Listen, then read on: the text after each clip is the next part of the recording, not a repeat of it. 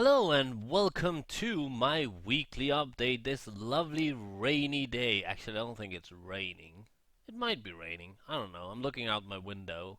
Yeah, it was raining a bit. It's been raining in Denmark like for the last couple of days. In some areas, it's been really bad. Roads has actually washed away giant fucking holes in roads, and it's just chaos. Trains have stopped working, and really chaos. We don't usually get that much rain, but I don't know, climate change and stuff like that. But this is not the Weather Channel. Uh, this is not a channel. Well, it is a YouTube channel. That's what I'm talking about. Anyway, weekly update. I have a lot of things to talk about. Some of it a little bit different than what I usually talk about. But let's start with the usual things. I am right now at 314 subscribers. It's been a little bit slow these last couple of days, but then again, I have not been promoting myself that much. That might have something to do with it. But other than that, I'm still glad to have all you wonderful subscribers, and I'm glad you have stuck with me, stayed with me. It's an easier word to say. All this time. Everything has pretty much been as normal this week, with a few exceptions. There were no Fallen Earth video Wednesday due to me having an unexpected busy day, which, among other things, meant me going to the bank and doing some stuff, and also a lot of other things. And then my that other game, Model Online was one day late, but you still got it. Other than that, videos has been pretty much as normal. Now, as some of you might have known, a week and one, well, less than a week ago, I guess, 6 days ago, I completed a game. That's right, I've completed Phantasmagoria for the second time in my life. Yeah, so awesome game, still love it. The only things I could say about that game that's directly negative, well, there's a few things. One, which is due to the fact that there was some graphical issues, but that was because the game is old and had to run through DOSBox because for some reason Windows decided to not make themselves compatible with older software, which I find lame. And the other issues were that you could go to the very end of the game and not have all the items you needed. That was kind of dumb. And then there was the thing where if you didn't complete, if you died during the seventh and last chapter, then your save game would go away and you had to find objects that you had previously in the games found. I don't know if that made sense, but it was lame. But other than that, still an amazing game. It's still the thing is, the game was very controversial when it first came out. Very, it was banned a lot of places. A lot of stores refused to sell it. Now, the really scary thing about it is that it's still very controversial. No one has still haven't dared to take that step into more adult, more mature subjects. I'm not necessarily talking about sex and nudity because, to be honest, that isn't necessarily a very mature and adult subject.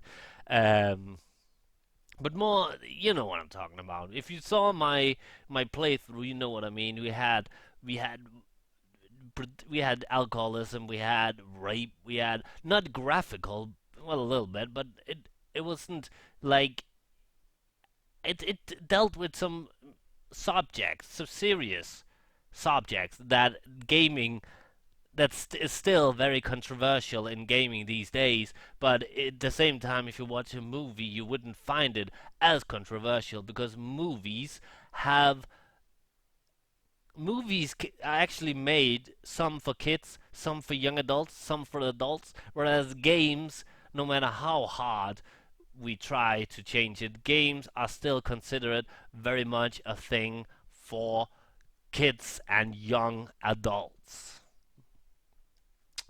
unfortunately. Which actually kind of brings me to a point later on in the show. Kinda. I don't know. Nah, not really. Ah, we'll get to that, which has nothing to do with what I just said. I should probably move a bit. I don't know. Let's move around a bit. Nothing has changed. I have been thinking about getting into some more Minecraft, but I've been busy doing other stuff. Let's eat an apple. Oh, I'm not hungry. Um. Oh, maybe it's because I'm on peaceful. Do you get hungry in peaceful? Maybe not. Let's throw an apple. Whee! Anyway, so because I have completed Phantasmagoria, means, of course, also that I'm starting a new game tomorrow. So we have that to look forward to. And what game am I starting? Well, I've said for some time now that Saturday will now and in the future be about adventure games. So you can already guessed that it's an adventure game, and this time it's a completely blind game. A game about blind people. No, a game I have not played. I've started playing it, and okay, I previously played the demo of the game like 15 or 16 years ago, maybe even more. Anyway, the game I'm talking about is a classic. It's a classic traditional point and click adventure game. That's a long description. The game is Discworld. That's right. I am playing the classic adventure game Discworld. Ooh, an apple. I just throw it there. Uh, threw it. Yes, I am going to be playing Discworld. I already started. I've recorded 3 videos, which will be up tomorrow. Like I said, it's a completely blind playthrough. I know very much of the universe, of the story, and I've only played the demo, like I said. I mean, back when the game just came out, which was actually in 1995, so I guess it's 20 years ago. Oh my god. That's a long time. Still a great game. I am playing the floppy disk version because that version is indeed abandonware, which means I can play it for free, totally legally. I don't know if the CD version of the game is in fact abandonware, but since I didn't know and I couldn't actually find it on any sites, I decided not to play that version. The only difference is that the CD version has voice acting, which could have been pretty cool since Eric Idle was one of them, but I mean, it's not that important, and also you get to hear me do a lot of attempts at voice acting. It's not really that good, and I do miss a lot of the lines because the subtitles go by a little bit too fast. I think I should. You can adjust it. I think I have to adjust it again. But yeah, really, really fun game, and that's the only. I think that's the only difference between the CD version and the disc version. There might be some graphics things as well, but I love the graphics in this version. And so far, the game has been really an awesome and so fun, hilarious fun. There's a great sense of humor in the game, so look forward to that. You will, I think, I think I'm not really sure. I think I saw on one of the videos that I recorded that the Fraps numbers are up in the left corner. And that is, I think that's something to do when we playing it through DOSBox. I wanted to play it through the SCOM engine emulator, but unfortunately you can't record using Fraps in that program, and pretty much everything other than Fraps, normal screen capture, it sucks. It's so confusing. There's so much work, and now it's raining. I don't hear the rain though. Is there no sound? What is sound? I'm gonna turn up my volume a bit. No, there's no sound on the rain. What the hell? That's weird. Anyway, but yeah, Discworld starting tomorrow. Look forward to that. In the near future, you can also guarantee that there will be another new game because I am getting very, very close to the ending of the Shining Force, as you've probably already seen if you follow that series. Right now the Shining Force is kind of whoa, things disappeared for a moment. It keeps I keep thinking that I'm at the end, but it keeps surprising me with more battles. And I think that more frequently the combat has become more drawn out, unnecessarily longer. The battle in the first part of the game were shorter but still challenging, and instead of making the enemies, well, they're doing that as well, but it seems that instead of just making the combat and enemies more challenging, they're just making the battles longer and more enemies. And I don't know, the battle seems a little more boring when you have to deal with so many enemies and in so very confined space. Still enjoying the game, but I don't know. It surprises me. It kind of caught me off guard that it was so long. I think that the last couple of chapters has kept sending me into a battle that I didn't think I was going into by sending me directly into battle after one battle and stuff like that. Like for instance with the robots in the last video, where they kind of when I defeated the enemies and then suddenly, oh, here's some more enemies you have to defeat. I think that's a weird way of doing it. And my door is open. Oh my god, I have to go closer. It's raining. Uh, let's get into first person. Jesus Christ, my things are getting wet. Um, I need furniture in here. Closing the doors. Oh, and I have no windows. Do I have glass? I have sand. I'm gonna go see if I have some glass somewhere. Ow. I think I hurt myself. Let's actually get that one on. Anything else before I get to the other subject that I'm going to talk about? I don't think so. Now, the next thing I'm going to talk about is something that I've actually tried to stay away from, and this might actually not be that much. Uh, Windows. That much talked about anymore.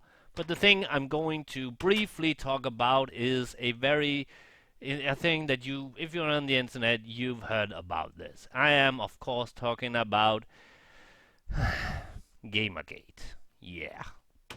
I felt like I had to mention it because I don't know what it is. But yeah, Gamergate. What is it? Well, here's the thing. Nobody really knows what the fuck a Gamergate is because it's a pile of confusing bullshit. And I mean, there's contradicting opinions on both sides of the issue. And you know why? I'll tell you why. Because Gamergate is neither an organization nor a movement. It's just a hashtag that some people have chosen to use. Yes, some people have organized themselves, if you can call gathering in a forum and pretty much just agreeing on being assholes, and others has are blindly following their guru, like Adam Baldwin. I don't know much about Adam Baldwin, to be honest. I thought he was a great actor in Firefly and Chuck, but not good enough for me to follow him on Twitter, so therefore I have not seen any of his tweets, and since I've heard that he's being a bit of an asshole, I don't intend on following him.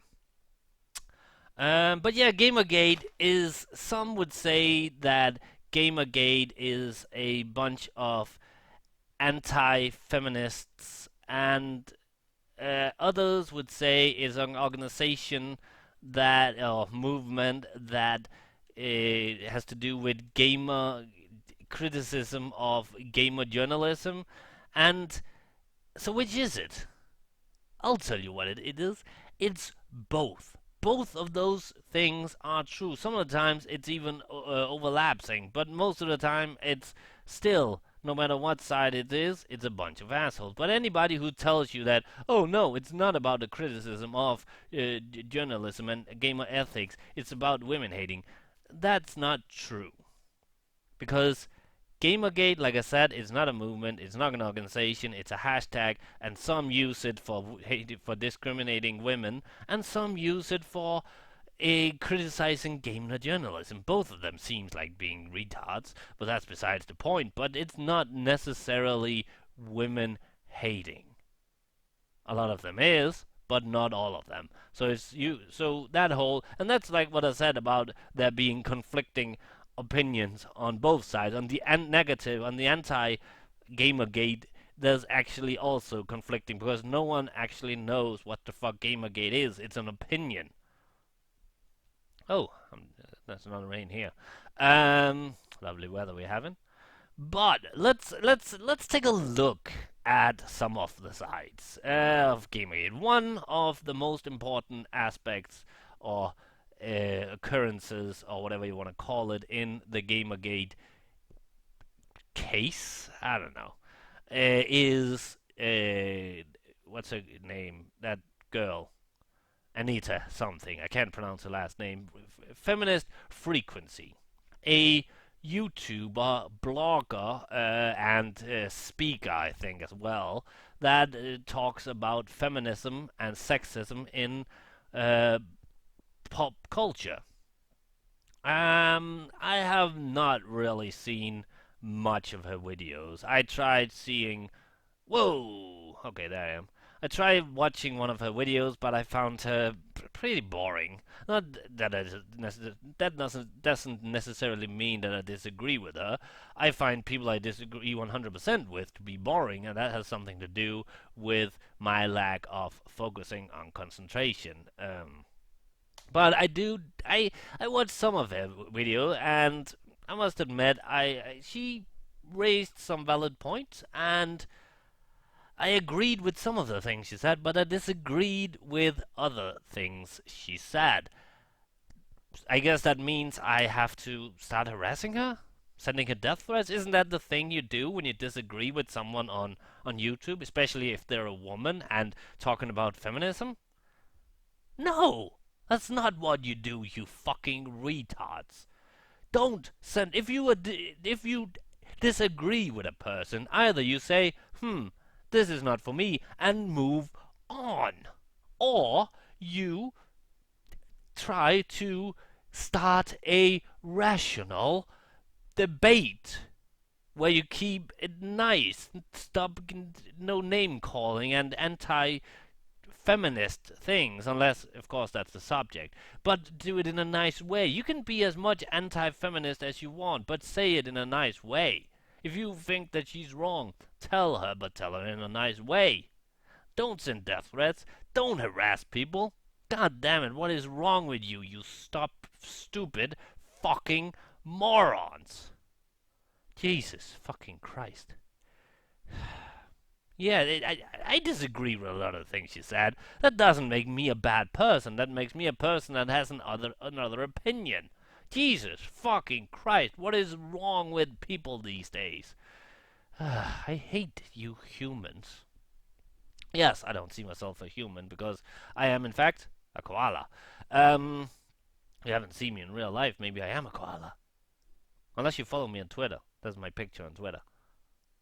Isn't it? Is my picture on Twitter? Yes, my picture is on Twitter. You should follow me on Twitter. Anyway, that's one side of the case. And to be honest, I have a hard time relating to that side of Gamergate. For one, I'm not a woman. And I don't know what it's like to be harassed because you're a woman. I don't know what it's harassed in general because I've never been harassed. I never had death threats sent to me. So I have a hard time relating to that. It's not saying that I can't see that it's a fucking bad thing. It's retarded. People should be stabbed with rusty screwdrivers for doing shit like that.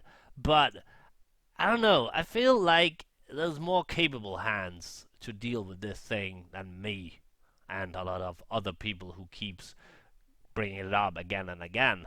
And more capable hands like the cops or lawyers, which I hope that she has contacted because it's death threats. I think that's one of the only times in my life where I actually called the cops capable hands. Wow. Am I sick? Nope, I don't have a fever. I can tell by touching my forehead.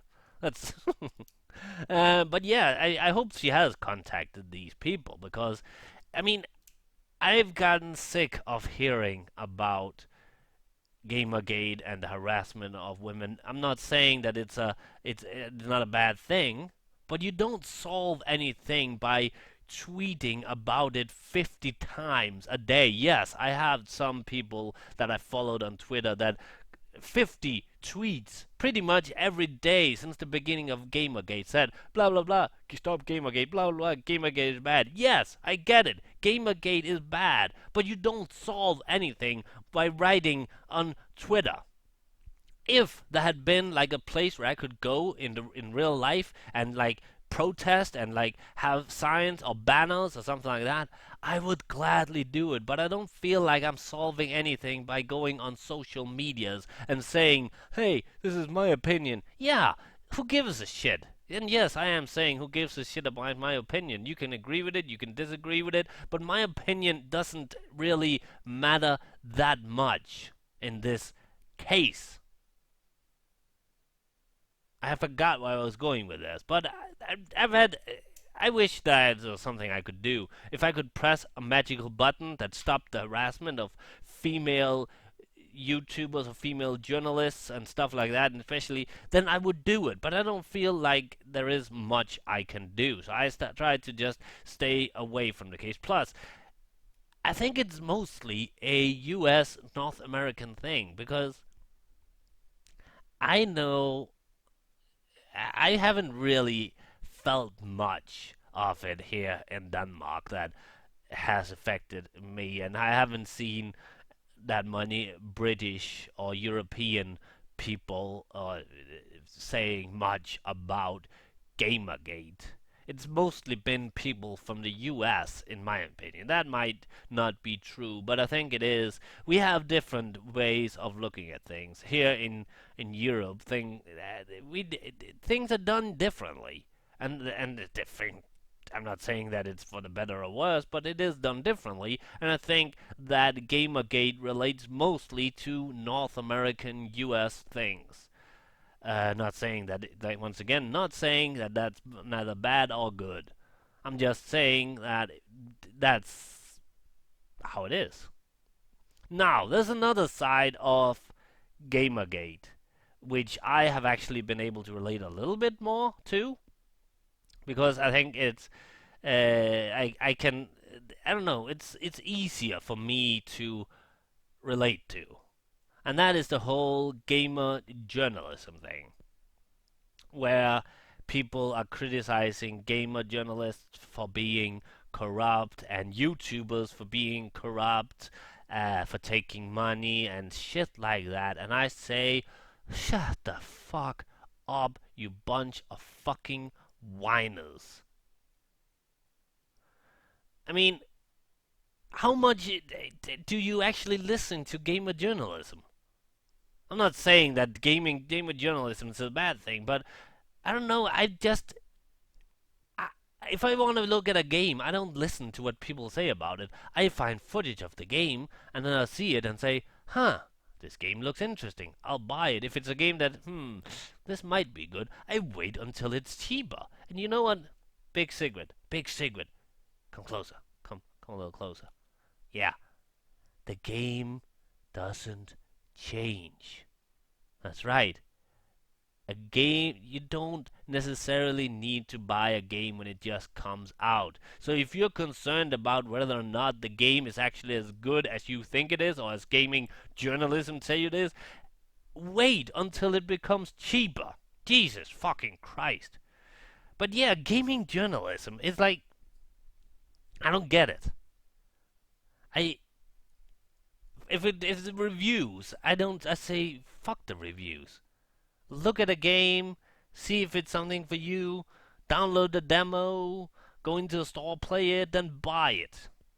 Most reviews, anyway, in my opinion, has not even mentioned any of the things that I find important about a game. Immersion, for instance. Most game reviewers never talk about immersion.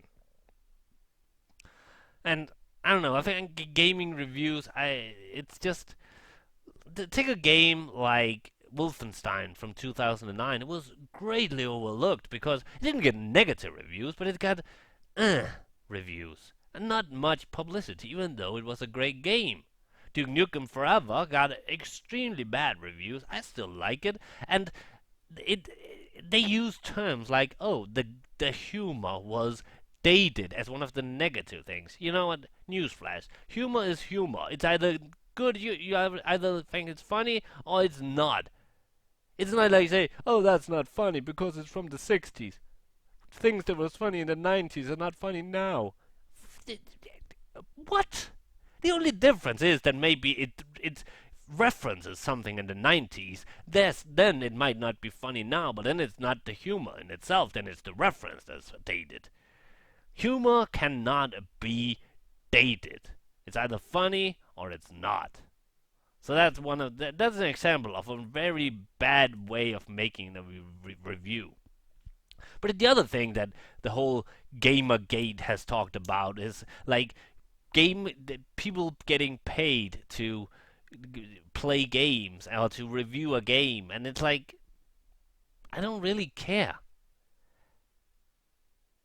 Is it really that important? Are you? Oh, stop raining. Are we talking about why is it important? If you're a gamer, then you play games. You don't. Does gamers really read that many articles about games or listen to reviewers? I don't get it. I've been a gamer for almost 30 years now, and I don't listen to reviews. I don't read reviews. I bought many computer magazines, and you know what it did with them? I looked at the fucking pictures. I'm not even joking. I just looked at the picture. Oh, that game looked good. I didn't see what score they got. I didn't see how.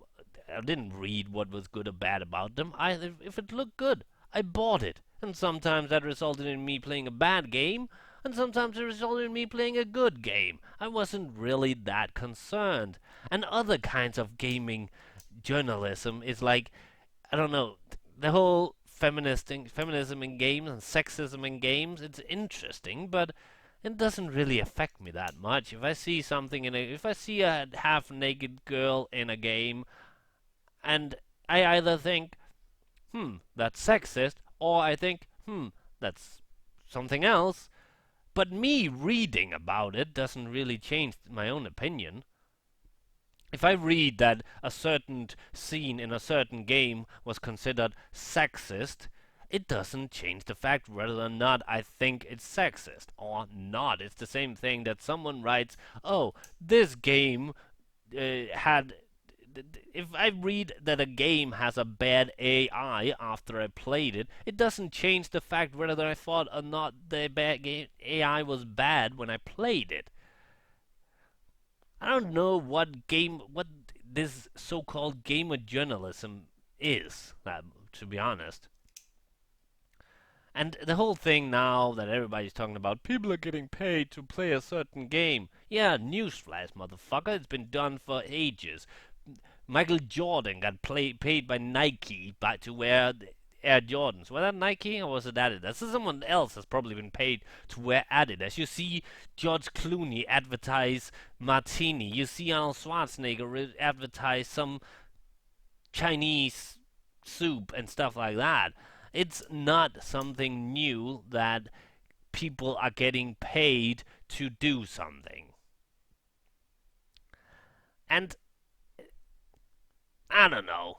I have a hard time relating to all this criticism about the gamer journalism because I don't really use the gamer journalism. I know I said at the beginning of this that it's easier for me to relate to, but what I meant by that was I can relate to it because I don't use it. Did that make sense? I don't know if it did.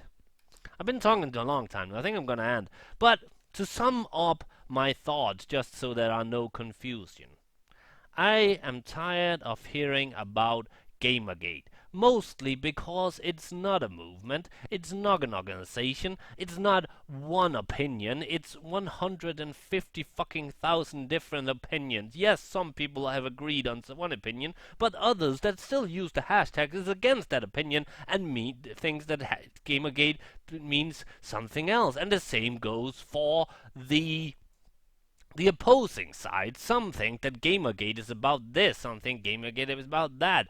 And though a lot of the people using the Gamergate hashtags are a bunch of fucking retarded assholes, and you cannot set it up that black and white, because I've seen others using the Gamergate hashtag that actually made sense. And to the different cases of Gamergate I talked about right now, I am against any form of harassment and death threats. I'm also against sexism, but with that said, I think there's a big difference between talking about sexism in the real life, where women are not being treated equal, where women are being beaten, where women are not being respected, and then or then there is speaking about basically a drawing. I mean, yes, I don't think it becomes sexism and feminism is a really really wide aspect, but I think you should. I don't know. I don't want to get into that. I am, of course, for women. Wait, that sounded weird. I think I am against sexism, and I guess I am for feminism or gender equality, as I like to call it. Um, And when it comes to gamer journalism, I don't use it that much, but I think it's really fucked up that people get pissed about people getting paid. It's how does it concern you? That's the thing. I'm rambling on now, sorry, but I have to tell this. People are getting pissed about people getting money. Why? Does it affect you that a journalist is getting paid? Who cares? A game is either good or it's not. And I'm talking about your opinion. And if you only buy a game because some journalist or some Let's Player has said, hey, this is a great game, then you got problems. There are so many ways of telling if a game is good. Look at it. Try a demo. Nowadays, you can sell the game again in most cases. It's not that hard. It's not a big deal. I think this Gamergate thing has been blown out of something. A cannon. A beaver. I don't know. I'm just sick and tired of hearing it, but I thought I would just ramble on it, and I have confused myself very much. And this video has become way longer than it should have. But remember to follow me on Twitter. Remember to subscribe if you haven't. Tomorrow starts a new game. I forgot what it was. Discworld. Discworld starts tomorrow. Look for it. It's an amazing game. Really, really awesome game. And fuck Gamergate. And not because it's Gamergate, but because I'm so sick and tired of hearing about it. And this is the last time you'll hear me talking about it as well. Hopefully. Ugh. Anyway, I'll see you next time for more. Bye.